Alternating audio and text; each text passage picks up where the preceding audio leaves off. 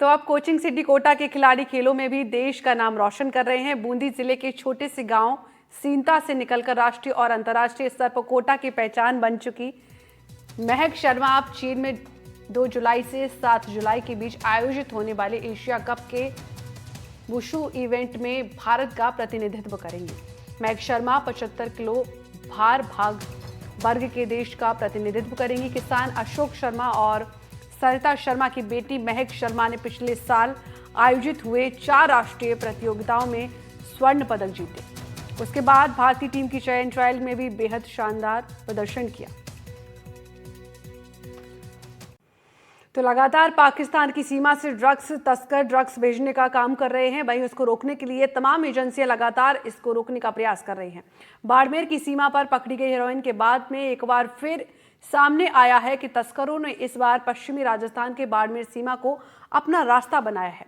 हालांकि Punjab police, Rajasthan police, BSF ने कार्य करते हुए 420 करोड़ रुपए से अधिक कीमत की 60 किलो हेरोइन बरामद की है।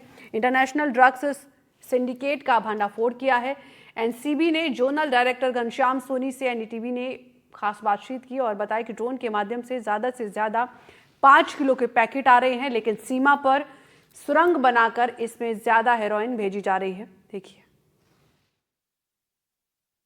सर, किस तरह से ये ड्रग्स आती है और किस तरह से आप लोगों ने पिछले कई 4 सालों में 3 सालों में कितनी कार्रवाई की?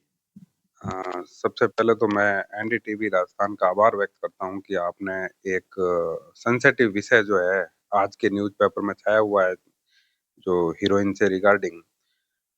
राजस्थान में हीरोइन के 3 रूट है, जिसमें एक रूट तो गंगानगर और इस बेल्ट के अंदर है, जिसमें कि ड्रोन से आती है। तो ड्रोन से जो मात्रा आती है वो अभी तक की मैक्सिमम जैसे 3 किलो, 4 किलो, 5 किलो, मतलब मैक्सिमम 5 केजी जो ड्रोन अपन जब्त करते हैं, उसमें जो है वो लोकेशन सेट कर देते हैं। लोकेशन सेट करने के बाद में जो है वो अपना ड्रोन भेजते हैं वहां से, सीमा पार से, और फिर वहां से जो भी कैरियर होता है वो, और इनका जो पैसों का ट्रांजैक्शन सबसे इम्पोर्टेंट है, वो हवाला और हुंडी के थ्रू होता है। बात की जाए 2023 से लेकर ऑल ओवर इंडिया में और विशेष तौर से राजस्थान, पश्चिम राजस्थान आपका बड़ा जो विभाग है लगातार इस तरह की कार्रवाई करता रहता है। अभी तक अगर मैं इस बार की जो हमारी ऑप्स की जो रिपोर्ट आती है ड्रग की, पूरे भारत के संदर्भ में जो आती है, तो उसमें यदि हम 2022, 23, 24 और 25 के आंकड़े देखें टिल टुडे फरवरी 2025 तक के, तो उसमें लगभग 18,381 केजी हीरोइन जो है वो जब्त हुई है, जिसमें अगर मार्केट वैल्यू में 2 करोड़ के हिसाब से भी काउंट करूं तो लगभग भारत की सभी एजेंसियों ने मिलकर के, जिसमें कि बीएसएफ और पुलिस, एनसीबी, सारी एजेंसियों का एक कोऑर्डिनेट एफर्ट होता है, तो उसमें लगभग 36,762 करोड़ रुपए की जो है वो हीरोइन जब्त हो चुकी है भारत। निश्चित रूप से कह सकते हैं जिस तरह से 2023 में आप देखिए 7,197 किलोग्राम हेरोइन पकड़ी गई थी, और अगर बात की जाए वर्तमान में जिस तरह से आंकड़े घटते जा रहे हैं, यानी कि कह सकते हैं एजेंसियां तमाम जो है कार्य कर रही है, और यही कारण है कि उसका परिणाम यह है कि रिड्यूसिंग में आ रहा है।